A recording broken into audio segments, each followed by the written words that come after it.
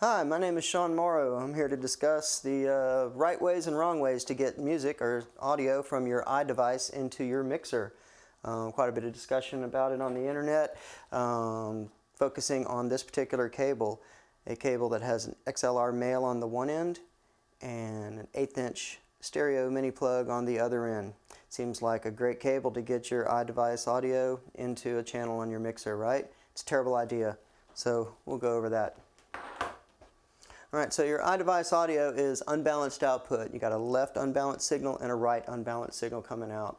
One way you can get audio into your mixer, if you're close to your mixer, you can use an aux cable to a couple of 1/4 inch unbalanced cables. Here I'm using some adapters to turn these unbalanced RCAs into unbalanced quarters. Alright, I can put those into the line in on my mixer. And play some audio back, and it should sound just wonderful. There you go. Got audio coming in both my channels here. I can pan left and right. Sounds great. So this guy talks a little bit, does some voiceover. Let that play through so you can hear how it sounds. I also want you to hear that kick drum and that bass drum content, or that bass guitar. Alright, so he's going to start talking here. When I got my first DSLR years ago, I had so many questions on how to get the best image out of it. Coming from a camcorder background, I was a bit lost and frustrated. Alright, he sounds pretty good. Music, it's pretty good little demo there. So that's an 1/8 inch mini plug, stereo mini plug into 1/4 inch unbalanced, just into the line ends of my channel. Works great if I'm really close. As you get an unbalanced cable longer than 20 feet or so, you'll start to get a lot of hum and interference and a loss of signal strength. So that's one way. Next way to get audio into your system is using a DI box. Pro AV2, Radial Pro AV2 DI box. This is a stereo DI box or a dual mono.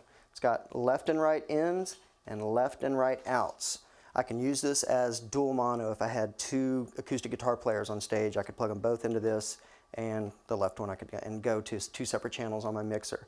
If I plug in RCA or a TRS, it knows to split it into left and right. So I'm going to plug my TRS cable, my aux cable in there, and I've got these two XLRs, left and right, going in two channels in my board.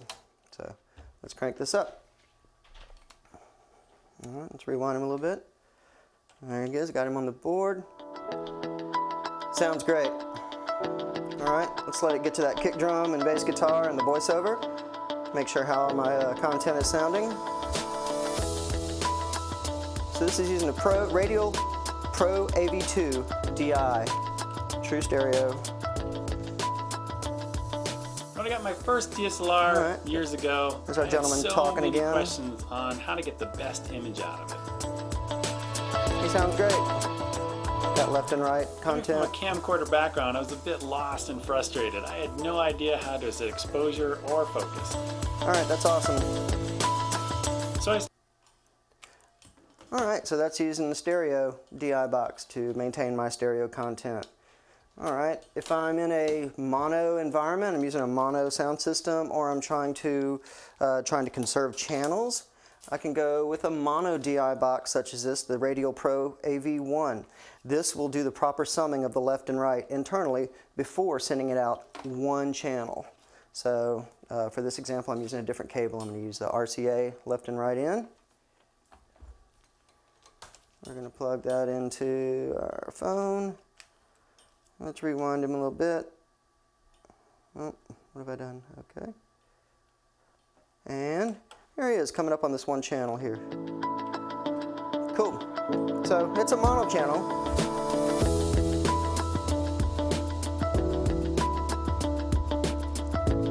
But all of our content is there.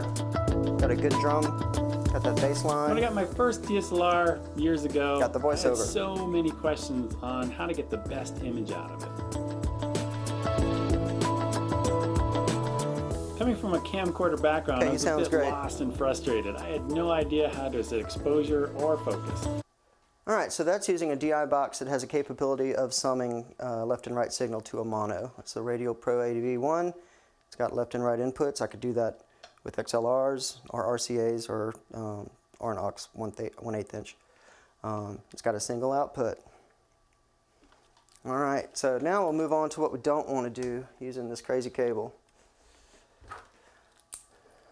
So the reason this cable is bad is because we're sending a left and right unbalanced signal to a single preamp that's expecting a balanced signal. So it's going to get either the left or the right along with the other side and flip one side and add them together. So that's going to place one channel totally out of phase with the other one. And that'll make sense in just a second. All right, so here we are using our XLR male to our 1/4 inch TRS. Now you've heard the same exact track on all the other solutions for getting audio into your system. Let's listen to this one, that same exact track with the really good quality audio, the voiceover, the bass and kick were really there. Let's listen to this track. All right, I'm getting it at the board.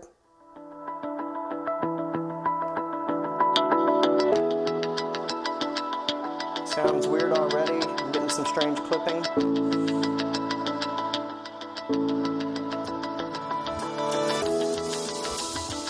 Wow, that sounds great.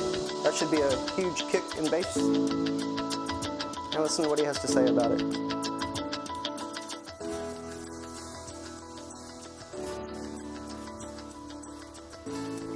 So it should be real obvious now why this cable is evil in 99% of applications. He's saying something real important now, but we don't know it.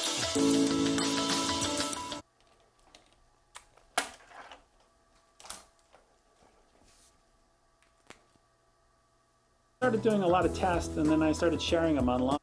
So I had so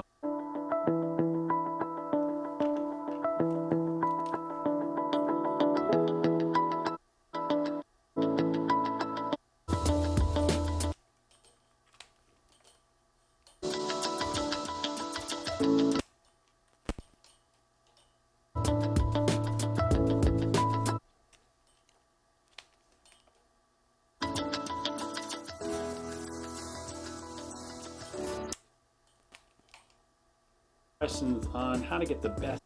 All right, so if that doesn't make it really, really obvious, I'm sorry. I hope that's really, really helpful. I hope this clears up a lot of confusion about this. Have fun.